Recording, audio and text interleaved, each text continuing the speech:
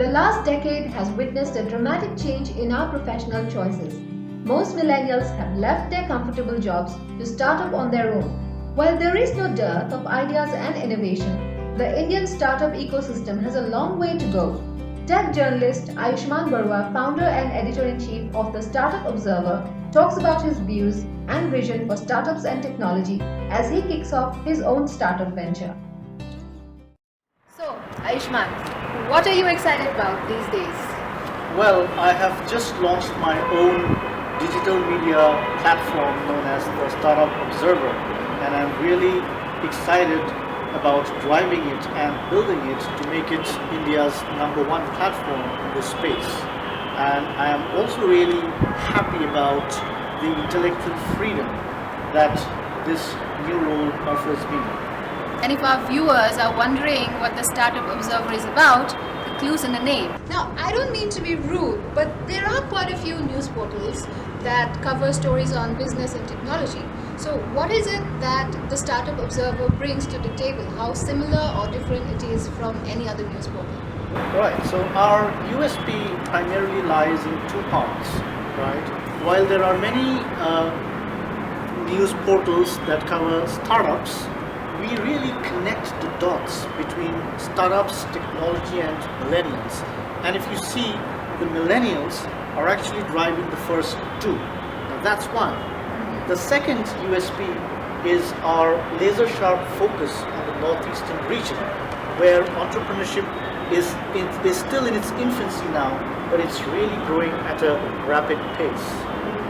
And prior to this, you were associated with Business World as an associate editor. And I know that you've held quite a few coveted positions in many reputed organizations. So what was that one thing that made you take that call and to kick off something completely on your own? Well, starting something on my own has been there for a very long time actually, but I wasn't quite sure what that was. What I did know was it revolved around 3 C's: something contemporary, something credible, and something to do with content. And I think I just happened to discover that with the Startup Observer. Speaking of content, you've covered technology beat for over a decade now, and I don't mean to flatter you, but you are indeed considered to be one of the most credible tech journalists in India. Standing from where you are, what are some of the latest tech trends that you see? Well, I hope I'm considered that way actually. In terms of technology trends, I think artificial intelligence, Internet of Things, AR, VR, blockchain are really some of the emerging tech trends that I see. It's really interesting to see how companies across different sectors, right from retail, e-commerce, banks are actually harnessing the power of these technologies. Recently I was speaking to one of India's top fashion e-commerce companies, and you'll be surprised to see how artificial intelligence works in the background when you are purchasing your favorite dress online, right from making product recommendations to ensuring that your payments happen fast, to ensuring that you get your refunds and returns smoothly. I mean, AI is playing its role in the background, right? One word of caution, however, is especially for the startups, is not to use AI for the sake of it, right? But to make sure whether it is adding true value to it and then implement it in a phased manner. It's interesting that you've mentioned how Indian companies are leveraging the latest tech trends. What's your sense of the Indian startup ecosystem in terms of maturity and funding? Well, clearly the hype that we had seen a couple of years ago is no longer there. And that's a sign that the industry has matured, right? Last year itself, Indian tech startups had raised $13.5 billion of funding, right?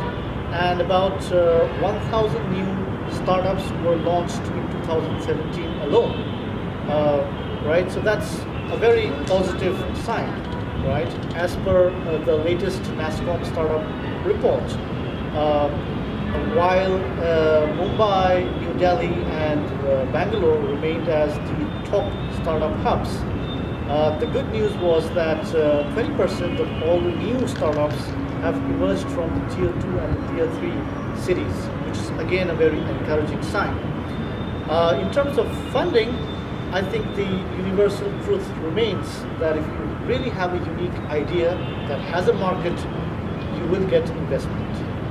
And you did mention that 20% of the startups are emerging from 2-tier and 3-tier cities and states. Right. And you did mention at the beginning of our conversation that a major focus, one of the key focuses of the Startup Observer will be the northeastern part of India. Why is that? So, the entrepreneurial ecosystem in the northeastern region is at a very nascent stage as of now. But the potential, as I said, is really immense, right? So that's the area that we are planning to tap. And recently, Assam held its first global investors meet called the Advantage Assam, during which 200 MOUs worth rupees 1 lakh crore was signed, right? So that's a very positive step. And I think that's just the beginning, right? In the next couple of years, you will see a lot more companies willing to invest there, and a lot more startups emerge from the Northeast, led by Assam. On a personal note, one of the many perks of your profession is that it takes you to many amazing places and allows you to meet a lot of interesting people. So, share with me some of these experiences that you've had. Well, I really see them as opportunities to learn and grow.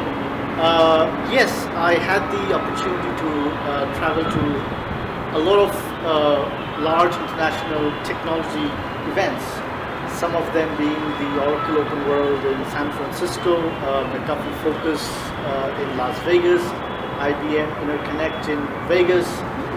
So yes, I did have the opportunity to learn a lot about the emerging technologies globally, right?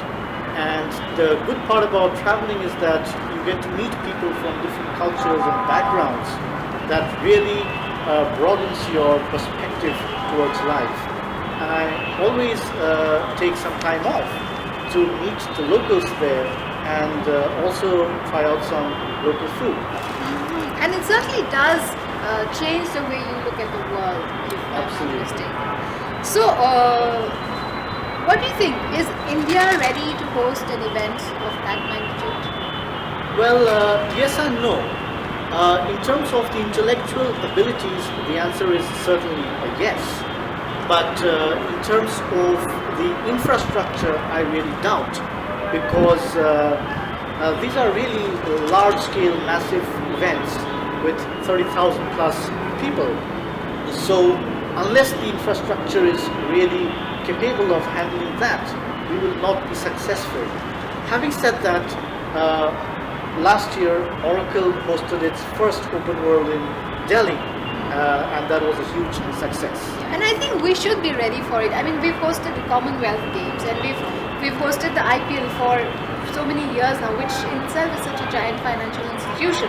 So I think having seen all that, we should consider ourselves quite ready to host something of that magnitude. Would you Absolutely, agree? absolutely. I think I would love more of these events to take place in Bangalore because of the ecosystem. So as long as we have the infrastructure in place, I think we can do it for sure. Now, this is something I ask every entrepreneur and startup owner that I come across. Tell me 3 things that you will never compromise on when it comes to your personal venture.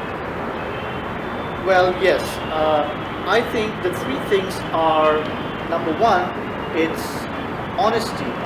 Honesty towards our readers, right? The second is credibility. Credibility in what we do, right? And the third is integrity, which is something more within us, right? I think those are the 3 things that we will never compromise with. That's really good to know, Ayushman. Thank you so much for talking to me and sharing some very insightful comments on business and rising trends in technology and also your personal journey as a journalist. Thank you so much. Thank you for being with me. And to all our viewers, we will be back soon with many more interesting topics and conversations.